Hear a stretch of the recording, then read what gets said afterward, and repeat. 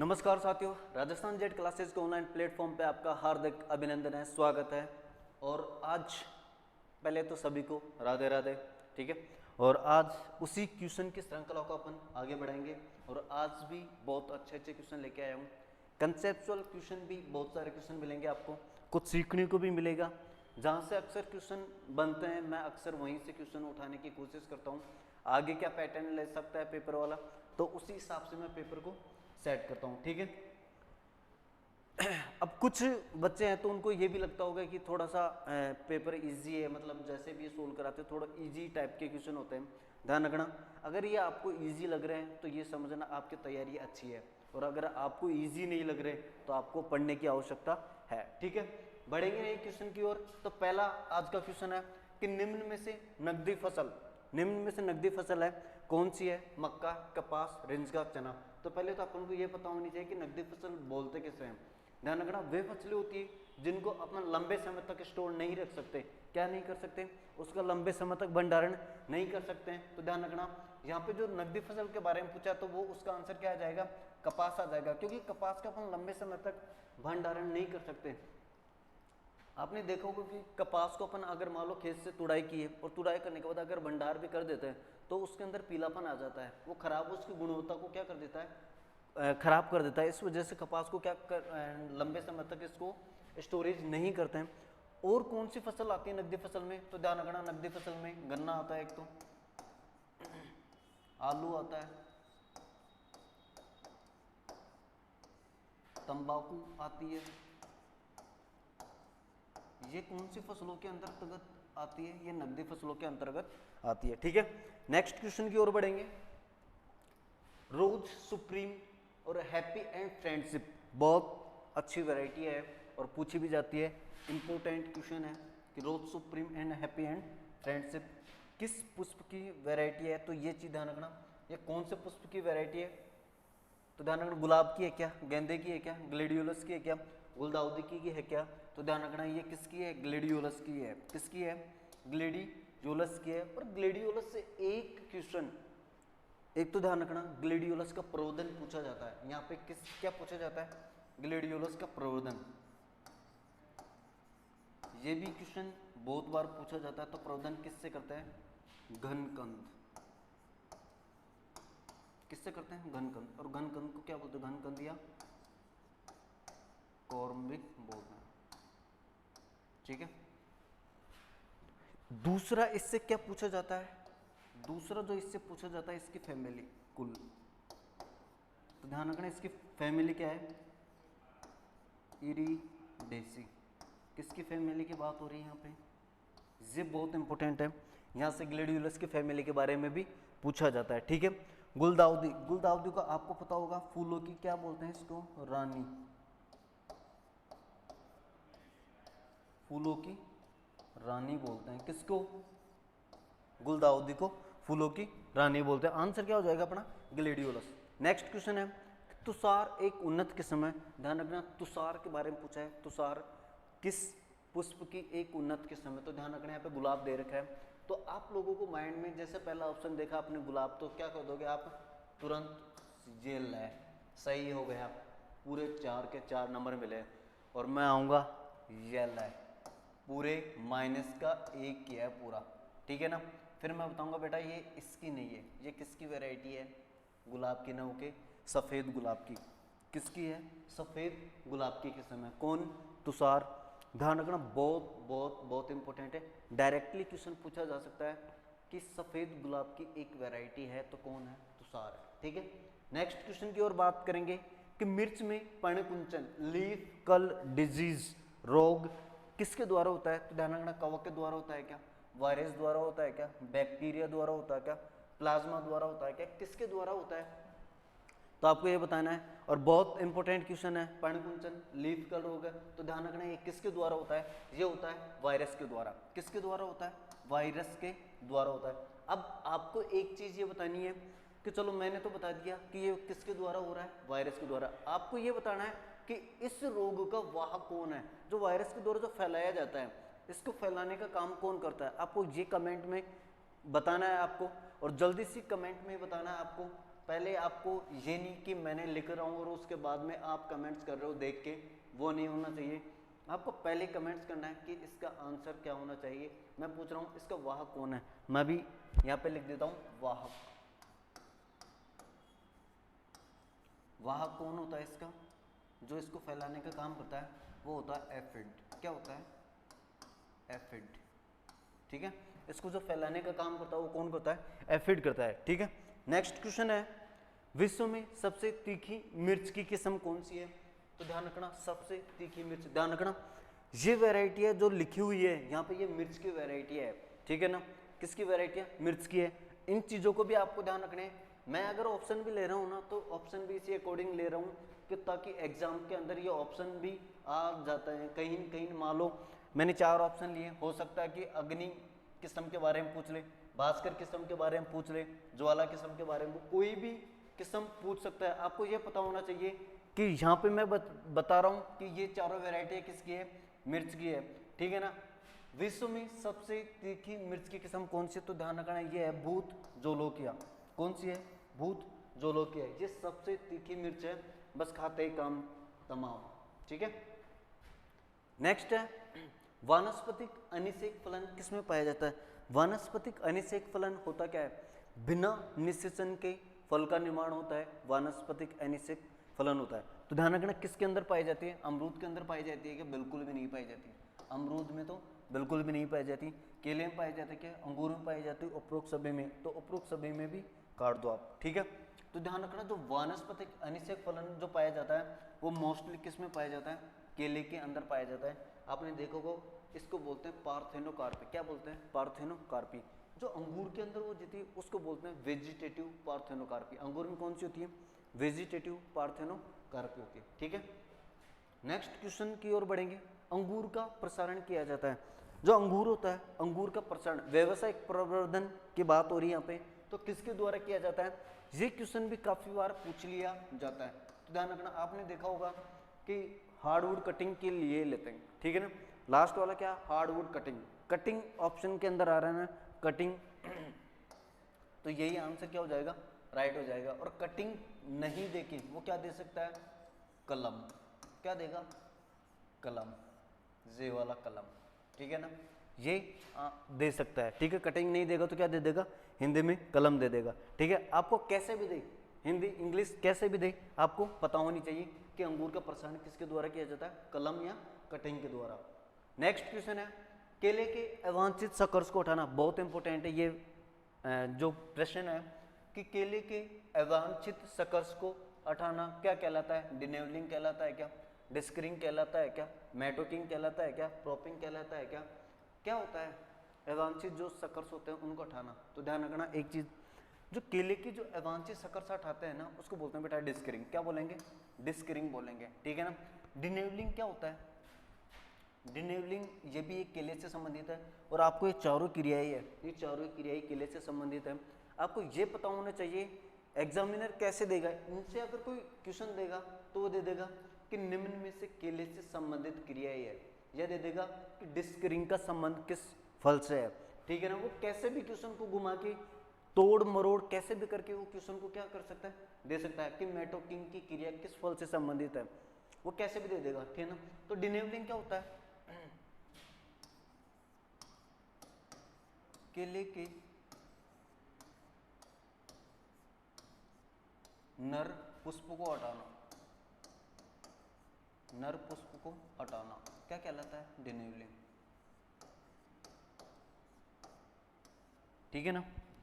मेटोकिंग क्या होता है, जैसे अपन ने केले की फसल ले ली, फसल लेने के बाद में अपन जो शकर्स होते हैं उनको जमीन से 1.5 मीटर की ऊंचाई से काटना मेटोकिंग की क्रिया होती है। और ये की क्रिया क्यों की जाती है, उपयुक्त उच्च गुणवत्ता का शकर्स प्राप्त करने के लिए ये क्रिया की जाती है, ठीक है ना। प्रोपिंग क्या होती है, प्रोपिंग होती है सहारा देना,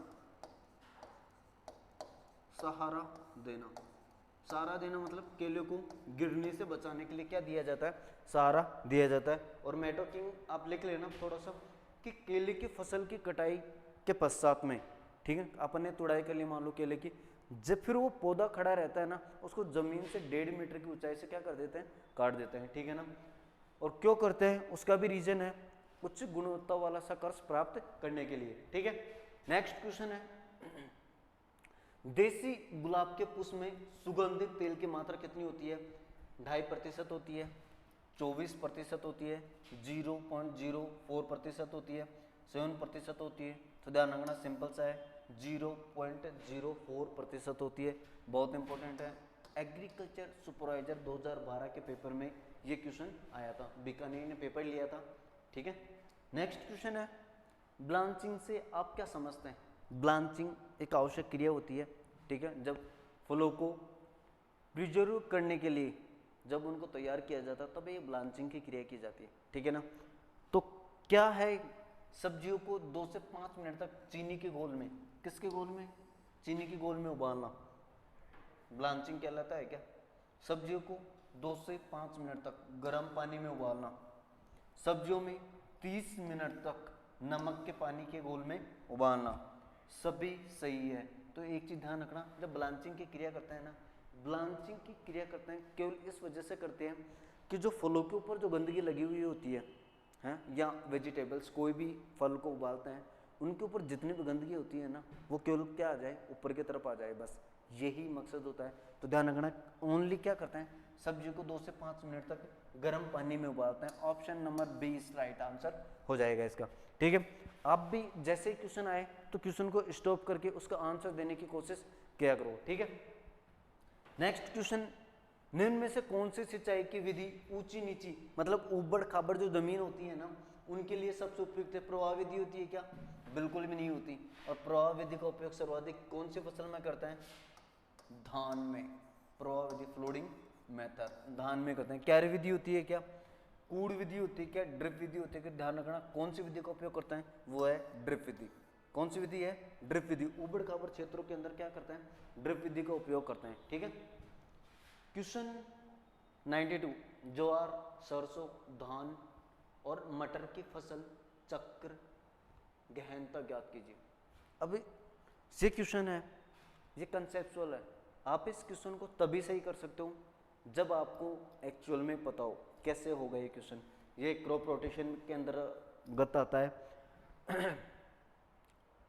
इसका आपको इतना सा ध्यान रखना है, मैं एक बार थोड़ा सा इसका आउटलाइन लिख देता हूं। इसके अंतर्गत जो सूत्र होता है वो है बोई गई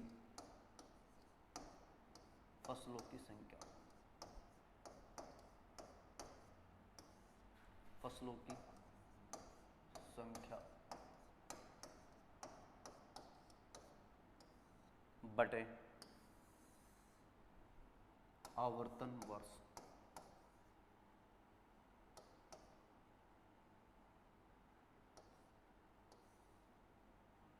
आवर्तन वर्ष मतलब जो फसलें बोई है ऊपर की तरफ, मान लो अपन ने खेत के अंदर कुछ भी फसलें बो रखी है, उसका आवर्तन वर्ष मतलब 1 वर्षीय है, द्विवर्षीय है, बहुवर्षीय है, 4 वर्षीय है। ठीक है ना, हमेशा ध्यान रखना जो फसल चक्र होता है वो कितने वर्ष का होता है? 1 से 4 वर्ष का होता है। इस चीज़ का आपको ध्यान रखना, ये वाला है। अब यहाँ पे क्या दे रखी है? ज्वार। अब एक चीज़ ध्यान रखना, 2 फसलें इसके अंदर सेम कुल की नहीं होनी चाहिए। अभी मान लो आपने सबसे पहले क्या बो दिया? बाजरा। एक चीज़, बाजरा कौन से सीजन का है? खरीफ का है। ठीक है ना, अब आपने बाजरे के साथ में यहाँ पे अगर ज्वार बो दिया तो फसल चक्कर क्या हो गया? गलत हो गया। ठीक है ना, बाजरे के साथ में ज्वार बो दिया क्योंकि ये दोनों ही क्या है? एक ही सीजन के है। ठीक है ना, हमेशा एक चीज ध्यान रखना, अगर बाजरा बो दिया किसमें?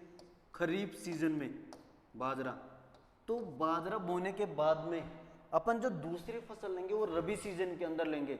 कौन से सीजन में लेंगे? रबी सीजन के अंदर लेंगे। रबी सीजन के अंदर अपन गेहूं नहीं ले सकते। क्यों? यहां पे जो बाजरा बोया है वो कौन से सीजन का है? ग्रेमिनी कुल का है। गेहूं कौन से कुल का है? ग्रेमिनी कुल का है। ठीक है ना, इधर क्या करेंगे अपन? चना। अगर फसल चक्र के अंदर अपन ने अगर दलहनी फसल ली है तो सबसे बेस्ट फसल चक्र होता है। बाजरे के साथ में अपन ने दूसरे रबी सीजन में क्या बो दिया? चना। ये फसल चक्र क्या हुआ? 1 वर्षीय फसल चक्र है और सबसे बेस्ट फसल चक्र भी माना जाता है, ये ध्यान रखना। ठीक है ना, अभी मान लो मैं इधर मूंग ले लूँ और वापस से इधर क्या ले लूँ, चना, तो भी ये फसल चक्र क्या नहीं होगा, सही नहीं होगा, क्योंकि आपने वापस से क्या बो दिया, चना, लेग्यूमिनेसी कुल की फसल बो दी है, ठीक है ना। अब एक चीज़ सिंपल से निकालना यहाँ पे, अगर आपको थोड़ा बहुत समझ में आ जाए आउटलाइन तो कर सकते हो, अदरवाइज सेट नहीं होगा ये क्वेश्चन आपका, क्योंकि इसकी प्रॉपर वे में क्या होनी चाहिए, क्लास होनी चाहिए, ठीक है। बताता हूँ कैसे। अब यहाँ पे देखो जवार दे रखी है, जवार कौन सी सीजन की है, खरीफ की है, कौन सी सीजन की है, खरीफ सीजन की है। और दूसरी जो लिया अपन ने सरसों, सरसों कौन से सीजन की है, क्रूसीफेरी की है, सॉरी कुल कौन सा है, क्रूसीफेरी, लेकिन सीजन कौन सा आ गया, रबी आ गया। फिर अपन ने इधर आके देखो ये दोनों पास पास में है ना, मतलब इस सीजन खत्म होने के बाद में अपन ने धान लिया, धान कौन से कुल का है, ग्रेमिनी कुल का है, कौन से सीजन में बुआई होती है, सर खरीफ के अंदर बुआई होती है, ठीक है। मटर लिया है, मटर कौन से कुल का है, लेग्यूमिनेसी कुल का है, कौन से सीजन में बुआई होती है, रबी सीजन के अंदर बुआई होती है। फसल चक्र की बात करें तो एक्यूरेट बिल्कुल राइट है, कोई दिक्कत नहीं फसल चक्र के अंदर। अब देखो एक वर्ष तो यहाँ पे खत्म हो गया, एक वर्षीय फसल चक्र, ठीक है। और फिर वापस से अपन ने धान बो दिया, यहाँ पे खरीफ सीजन में क्या बुआ, जवार बोई थी, ठीक है ना। फिर वापस से अपन ने इधर खरीफ सीजन के अंदर क्या बो दिया, धान बो दिया, तो एक वर्ष तो यहाँ पे हो गया और ये दूसरा वर्ष खत्म हो गया। तो आपको पता लग गया कि फसल चक्र कितने वर्ष का हो गया, 2 वर्ष का। तो मैं एक काम कर देता हूँ, बटे में क्या लिख देता हूँ, 2, राइट। फसल चक्र 2 वर्षीय हो गया ना भाई, 1 वर्ष तो ये हो गया और 2 वर्षीय हो गया, ठीक है, 2 वर्ष हो गया, 1 और 1 2 हो गया। अब फसलों की संख्या कितनी हो गई, 1 2, बोई गई फसलों की संख्या 3 और 4, बोई गई फसलों की संख्या कितनी होगी, 4, ये लो 4, और मल्टीप्लाई में क्या करना अपन को, 100 करना है, ठीक है, ये करना है। अब अपन ये तो काट सकते हो, 2 2 4, 2 बार कट गया, और 2 से 100 को मल्टीप्लाई किया तो कितना आ गया, 200। अगर ऑप्शन में 200 आंसर आ रहा है तो 100% क्या है इसकी, सही है, बिल्कुल करेक्ट आंसर क्या हो जाएगा, 200 हो जाएगा, ठीक है। यही कंसेप्ट आपको लगाना है और इजी वे में कर सकते हो, इसका ध्यान रखना। यहाँ पे समझ में आ गया, कोशिश करूँगा इन्हीं जैसे ये टेस्ट पेपर जो सोल्व करवा रहा हूँ आपको, इन्हीं के अंदर मैं आपको ये कंसेप्ट भी आपको क्लियर करवा दूंगा, ठीक है। नेक्स्ट क्वेश्चन की ओर बढ़ेंगे। केले की सबसे मीठी किस्म कौन सी है, ये भी बहुत इंपॉर्टेंट क्वेश्चन है, केले से संबंधित है। सबसे मीठी किस्म पूछी है, पहले तो आपको पता होना चाहिए कि मीठी किस्म के बारे में आम का या अधिकतर क्वेश्चन आता तो हो सकता है कि इस बार केले का दे दे, ठीक है ना। तो एक चीज़ ध्यान रखना, केले की सबसे मीठी किस्म कौन सी है, कुनन, दूसरा है लाल वेलची, तीसरा है कारपुरावली, चौथा है गोल्ड फिंगर, ठीक है ना। हाँ तो ध्यान रखना, कुनन, जो कुनन वैरायटी है ये बेबी फूड बनाने के लिए उपयोगी है, बेबी फूड बनाने हेतु।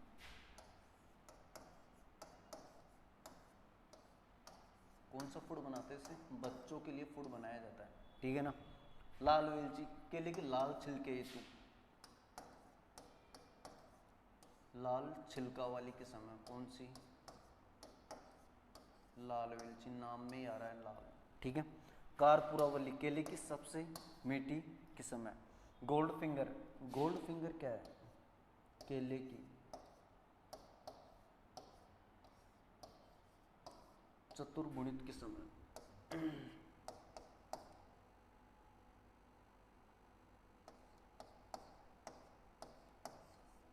चतुर्गुणित किस्म है कौन सी, ध्यान रखना गोल्ड फिंगर। आपको जैसे ये लिखना कुनन, इसके बारे में लिखा हुआ है तो आपको ये भी पढ़ना है, क्योंकि 100% एक वैरायटियों से क्लासिफिकेशन जरूर पूछेगा पेपर के अंदर, हमेशा पूछेगा। लाल वेलची पूछ लेगा, कारपुरावली पूछ लेगा, केले की सबसे मीठी किस्म कौन सी है, या केले की चतुर्गुणित किस्म कौन सी है, गोल्ड फिंगर है। बेबी केले की बेबी फूड बनाने के लिए कौन सी उपयुक्त किस्म है, कुनन है, ठीक है ना, कुछ भी पूछ सकता है, ठीक है। नेक्स्ट क्वेश्चन है कि एक किसान षटभुजाकार विधि से 1 हेक्टेयर में बाग लगा रहा है, किसका, अनार का। अभी एक चीज ध्यान रखना, अपने पास एक डिजिट क्या आ गई, 1 हेक्टेयर, और बाग किसका लगा रहा है, अनार का। जैसे ही माइंड के अंदर अनार आया तो अनार के आर इंटू पी अपने माइंड के अंदर क्लिक कर जानी चाहिए 5 इंटू 5, ठीक है। ये चीज़ क्या हो जानी चाहिए, माइंड के अंदर आ जानी चाहिए। अनार के आर इंटू पी कितने लेते हैं, 5 इंटू 5 लेते हैं। चाहता है तो उससे कितने पौधों की आवश्यकता होगी, कौन सी विधि से लगा रहा है, षटभुजाकार। काम तगड़ा कर रखा है भाई साहब ने। कौन सा, पिछले साल जो जेट का पेपर हुआ था, एक क्वेश्चन इसी विधि से आया था, मेथड से पूछा गया था, है ना। तो एक किसान षटभुजाकार विधि से 1 हेक्टेयर में अनार का बाग लगाना चाहता है तो उसे कितने पौधे की आवश्यकता होगी। तो सबसे पहले अपन को ध्यान रखना, 1 हेक्टेयर बराबर कितना होता है, 10,000 वर्ग मीटर। कितना होता है, 10,000 वर्ग मीटर, ठीक है। बटे अनार के आर इंटू पी क्या है, 5 इंटू 5, ठीक। सबसे पहले पंचभुजाकार निकालें या फिर अपन षटभुजाकार निकालें। पहले क्या करते हैं उसका अपन ने ध्यान रखना, पहले वर्गाकार विधि निकालते हैं। कौन सी विधि से निकालते हैं, वर्गाकार विधि से। तो सिंपल सा है, 5 इंटू 5 किया तो कितना हो गया, 25, और 25 4 कितना हो जाता है बेटा, 100, कितनी 4, और 2 जीरो बचे तो 2 जीरो को मैं यहाँ टेक दिया, ठीक है। कितना हो गया, 400। ये 400 आया, ये कौन सी विधि से है, वर्गाकार से। जो 400 पौधों की संख्या आई है, ये कौन सी विधि से आई है, वर्गाकार विधि से आई है, ठीक है ना। अब 400 का आपने एक चीज सुनी होगी कि कौन सी विधि में, षटभुजाकार विधि में वर्गाकार विधि की तुलना में 15% पौधे अधिक लगाए जाते हैं। कितने पौधे अधिक लगाते हैं, 15%। तो अपन को एक काम करना है, 400 का 15% निकालना है। अगर आपसे कोई कि 400 का 20% निकालना, तो उसको मल्टीप्लाई में लिखेंगे, कितने से कितना परसेंट निकालना है, 15%, बटे में 100 कर देता हूँ। अब एक काम कर देता हूँ मैं, इन 2 जीरो से ये 2 जीरो हटा देता हूँ, 15 चौक कितना होता है, 60, ठीक है ना।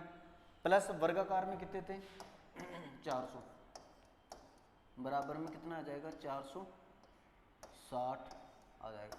आ रहा है क्या, कहीं पे दिख रहा है क्या ऑप्शन में, 400 है, 360 है, 460 है, तो 460 आंसर क्या हो जाएंगे, राइट हो जाएंगे, ठीक है। पहले वर्गाकार में निकालेंगे, फिर 15% वर्गाकार से जितने भी आते हैं भाई, वो पहले बोल रहा है ना, उसके अंदर कंडीशन लिखी हुई है कि वर्गाकार विधि की तुलना में षटभुजाकार विधि के अंदर 15% पौधे क्या लगते हैं, अधिक लगते हैं, ठीक है। नेक्स्ट क्वेश्चन की ओर बढ़ेंगे। मृदा कोलाइडी कणों पर परत के रूप में, किसके रूप में, परत के रूप में विद्यमान जल को कहा जाता है गुरुत्वाकर्षण जल। केशिकीय जल, ध्यान रखना, पौधों को सर्वाधिक जो जल उपलब्ध होता है वो कौन सा होता है, केशिकीय जल होता है, सर्वाधिक पौधों को उपलब्ध होता है। सर्वाधिक पौधों को कौन सा जल उपलब्ध होता है, केशिकीय जल,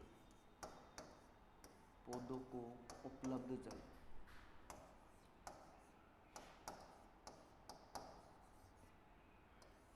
उपलब्ध जल कौन सा जल होता है, वो होता है केशिकीय जल होता है। तो ध्यान रखना, यहाँ पे जो मृदा कोलाइडो पर परत के रूप में, तो ओनली आर्द्रताग्राही जल ही क्या होता है, जमा हुआ होता है, ठीक है। नेक्स्ट क्वेश्चन की ओर बढ़ेंगे। थायरम का प्रयोग करते हैं। पहले तो आपको ये पता होना चाहिए कि थायरम है क्या। सबसे बड़ी आफत क्या है कि ये पता होना चाहिए कि थायरम है क्या। तो बेटा ये ध्यान रखना, थायरम क्या है, कवकनाशी है। क्या है, कवकनाशी है। आपको पता होना चाहिए कि कौन से कवकनाशी है, कौन सा कीटनाशी है। कुछ कवकनाशी है एक तो थायरम हो गया, थायरम के बाद आता है थायरम जाइनेब,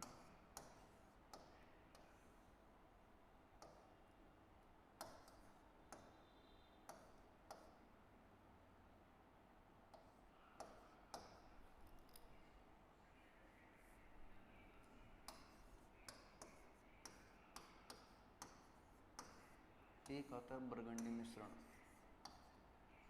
अरे यार, एक आता है बरगंडी मिश्रण,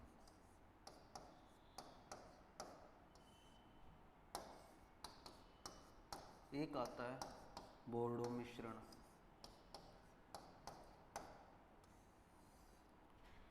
एक आता है एगेलोल,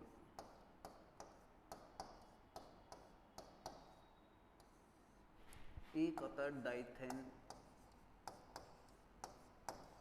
N45, एक आता है डाइथेन Z78। एक आता है जायरम,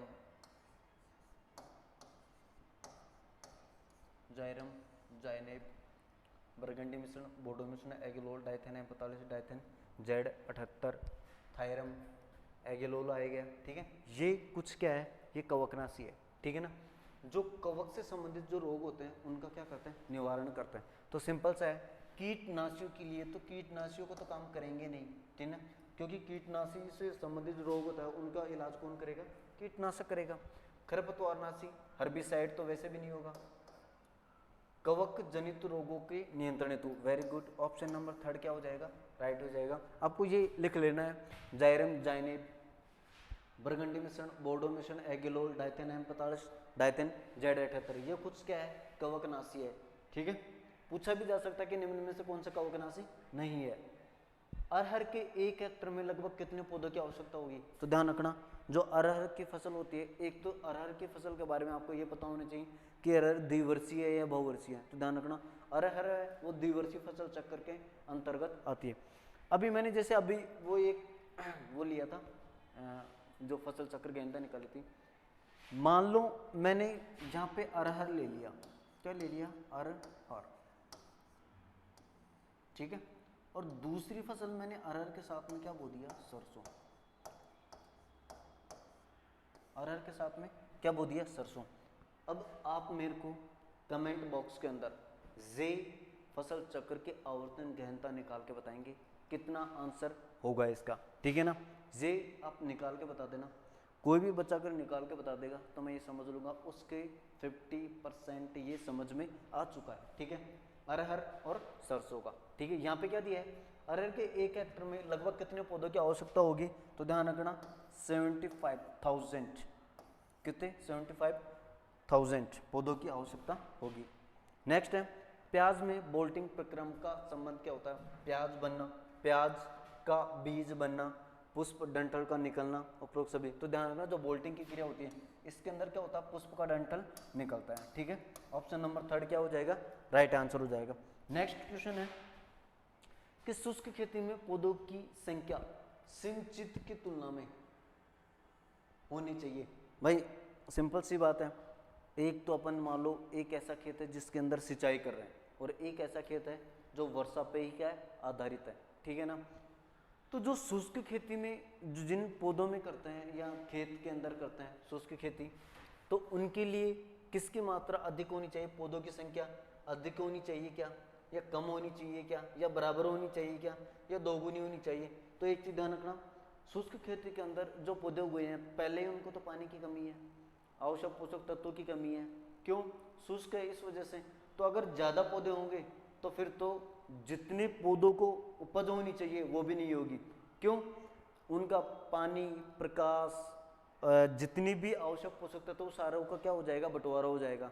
जितना कम होगा उतनी अच्छी क्या होगी, पैदावार होगी। तो ध्यान रखना, अधिक होनी चाहिए, बराबर होनी चाहिए, कम होनी चाहिए। शुष्क खेती के अंदर क्या होनी चाहिए, पौधों की संख्या जितनी कम रहेगी उतना ही अच्छा रहेगा। ठीक है, नेक्स्ट क्वेश्चन है कि मूंगफली में किन किस्मों के अंतर्गत सुसुप्त अवस्था पाई जाती है। ध्यान रखना, मूंगफली में सुसुप्त अवस्था है वो किन किस्मों के अंतर्गत पाई जाती है, सीधी बढ़ने वाली किस्मों में पाई जाती है, या गुच्छेदार वाली प्रजातियों में पाई जाती है, या फैलकर चलने वाली किस्मों में पाई जाती है। इनमें से कोई नहीं, जो सुसुप्त अवस्था पाई जाती है वो फैलकर चलने वाली किस्मों के अंतर्गत ही पाई जाती है, बाकी की किस्मों में नहीं पाई जाती है। ठीक है ना, आज का नेक्स्ट क्वेश्चन है कि ज्वार का हरा चारा जानवरों की मृत्यु का कारण बन सकता है। बिल्कुल बन सकता है। चारे में पानी की प्रतिशत मात्रा कम होने से, चारे में पानी की प्रतिशत मात्रा क्या होने से, कम होने से, नमक की मात्रा अधिक होने से, हाइड्रोसाइनाइड अम्ल की अधिकता, बिल्कुल किसकी अधिकता से, हाइड्रोसाइनाइड अम्ल की अधिकता, इसको बोलते हैं HCN। क्या बोलते हैं बेटा, HCN, या प्रूसिक अम्ल। अगर प्रूसिक अम्ल भी नहीं आता तो क्या आ जाएगा, धुरीन। तीनों में से कोई से भी अम्ल की अधिकता होती है तो पशु की मृत्यु होने के चांसेस रहते हैं। कितनी अधिकता? अगर 0.5% से अधिकता होती है तो 100% है पशु की मृत्यु होना, ठीक है, स्वाभाविक है। नेक्स्ट क्वेश्चन, यूरिया प्रयोग की अच्छी विधि है। भाई यूरिया का जो प्रयोग किया जाता है वो कैसे किया जाता है? हिल प्लेसमेंट के द्वारा, साइड ड्रेसिंग बगल में, छिटकवा विधि से या पणीय छिड़काव की विधि से। तो ध्यान रखना, मैंने एक दिन अभी 2-3 दिन पहले की जो क्लास के अंदर किया था, तो अधिकतर जो यूरिया का प्रयोग करते हैं ना वो पणीय छिड़काव करते हैं।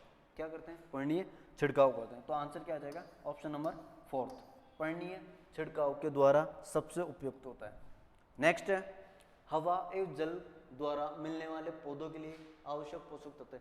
मतलब ये कह रहा है सिंपल सा है कि हवा एवं जल के द्वारा कौन कौन से ऐसे पोषक तत्व हैं जो प्राप्त होते हैं। तो ध्यान रखना, जो पौधे हैं, जो पौधों का जो सर्वाधिक जो निर्माण होता है वो कौन से पोषक तत्वों से होता है? CHO, है ना, कार्बन, हाइड्रोजन और ऑक्सीजन, ठीक है, इनसे होता है।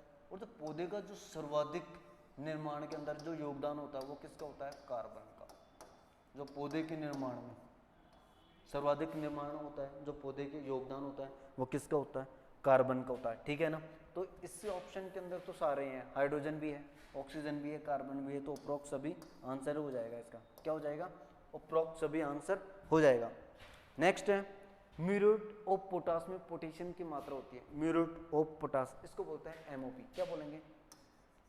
MOP, म्यूरेट ऑफ पोटाश, ठीक। इसके अंदर पोटाशियम की मात्रा कितने % होती है? तो ध्यान रखना, MOP में जो म्यूरेट ऑफ पोटाश होता है उसमें जो पोटेशियम की मात्रा होती है वो होती है बेटा 60%। कितनी होती है? 60%। एक होता है सल्फेट, पोटेशियम सल्फेट। क्या होता है? Potassium sulphate. जो पोटेशियम सल्फेट में पोटाश की मात्रा होती है वो कितनी होती है? 48 से 52%। यहाँ फिर क्या दे सकता है वो ऑप्शन में? 50, ठीक है। नेक्स्ट क्वेश्चन की ओर बढ़ेंगे। निम्न में से कौन सी अनार की किस्म नहीं है? अनार की किस्म पूछिए कि कौन सी एक अनार की किस्म है। मृदुला है क्या? डोलका है क्या? पूवन है क्या? रूबी है क्या? तो ध्यान रखना, मृदुला अनार की किस्म है, बिल्कुल इसके अंदर तो कोई वो ही नहीं है, डाउट ही नहीं है, मृदुला अनार की है। अगर दे देता कि अर्का मृदुला, कौन सा? अर्का मृदुला, तो ये किसकी हो जाती है बेटा? सर अमरूद की। कौन सी? अर्का मृदुला, अमरूद की हो जाती। एक चीज ध्यान रखना, इसका अर्का, ये सॉरी मृदुला का, इसका संकरण पूछा जाता है तो बेटा इसका संकरण है गणेश एंड गुल ए साहरेट, इस किस्म का संकरण है, ठीक है ना। अर्का मृदुला, अर्का मृदुला, इस किस्म का संकरण क्या है? गणेश व गुल ए साहरेट। डोलका, ये भी बिल्कुल अनार की है और कहाँ से विकसित है? गुजरात के फेमस किस्म है। कहाँ से? गुजरात, ठीक है ना। पूवन, ये बेटा ध्यान रखना किसकी किस्म है? ये केले की किस्म है। पूवन किसकी है? केले की। पनामा विल्ट प्रतिरोधी किस्म, केले का बहुत मुख्य रोग पनामा रोग रोधी किस्म है।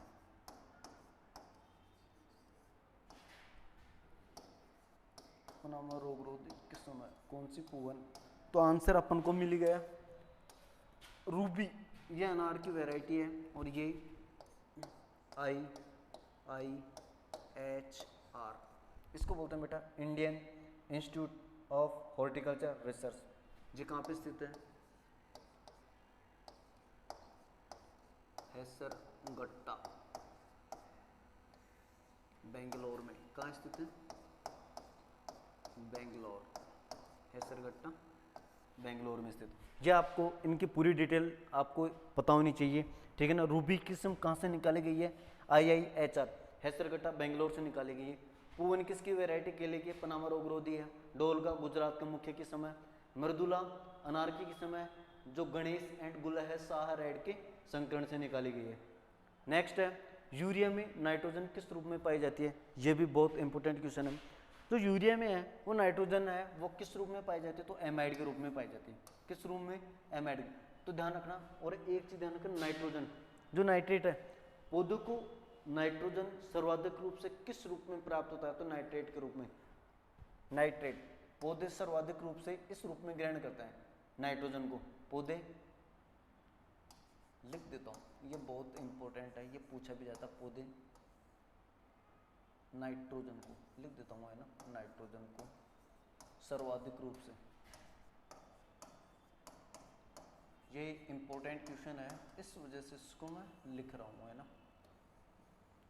सर्वाधिक रूप से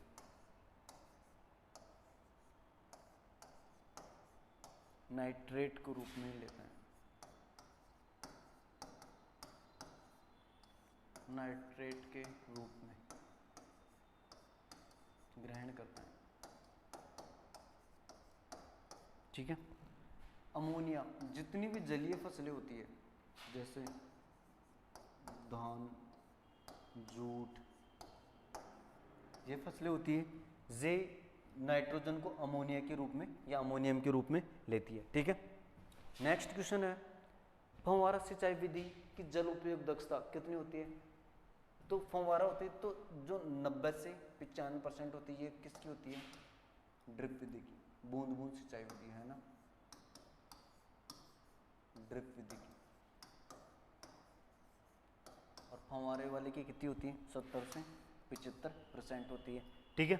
नेक्स्ट क्वेश्चन है आज का, बूंद बूंद सिंचाई विधि में पानी का डिस्चार्ज, तो बूंद बूंद सिंचाई विधि है ना भाई, 1 घंटे के अंदर कितना लीटर पानी डिस्चार्ज करता है, मतलब 1 घंटे के अंदर वो कितना लीटर पानी डिस्चार्ज होता है, निकलता है। तो ध्यान रखना, 1 घंटे के अंदर बूंद बूंद सिंचाई विधि से 1 से 8 लीटर प्रति घंटा, 15 से 18 लीटर प्रति घंटा, 25 से 28 लीटर प्रति घंटा, उपरोक्त सभी। तो ध्यान रखना, जो बूंद बूंद सिंचाई विधि में है, जो 1 घंटे के अंदर जो पानी का डिस्चार्ज होता है वो कितना होता है, 1 से 8 लीटर, कितना होता है, 1 से 8 लीटर प्रति घंटा, ठीक है। Next question, indole 3 carbinol cancer प्रतिरोधी तत्व पाया जाता है, ये एक कैंसर प्रतिरोधी तत्व है, कौन सी सब्जी के अंतर्गत पाया जाता है, इंडोल 3 कार्बिनोल, ये कैंसर प्रतिरोधी तत्व जो किस में पाया जाता है, पत्ता गोभी के अंदर पाया जाता है, किस में पाया जाता है, पत्ता गोभी के अंतर्गत। प्याज में कवक रोधी तत्व कौन सा होता है, कवक रोधी तत्व, प्याज का कवक रोधी तत्व कौन सा होता है बेटा, वो होता है कैटेकोल,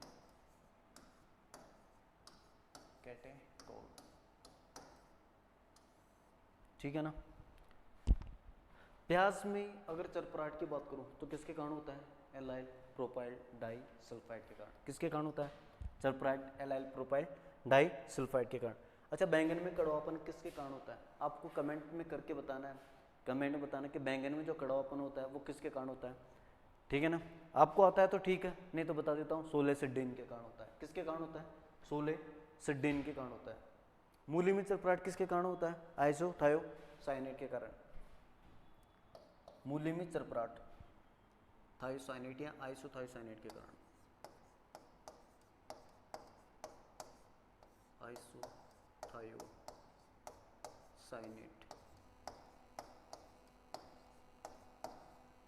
ठीक है ना, मूली में चरपराहट होता है, ठीक। नेक्स्ट क्वेश्चन, मृदा नमी ज्ञात की जाती है टेंसियोमीटर से, जिप्सम ब्लॉक से, न्यूट्रॉन मृदा नमी मापीमीटर से, या उपरोक्त सभी। तो ध्यान रखना, ये सारे तीनों ही ऑप्शन ये मृदा नमी को बखूबी मापते हैं, तो आंसर क्या हो जाएगा, उपरोक्त सभी आंसर हो जाएगा।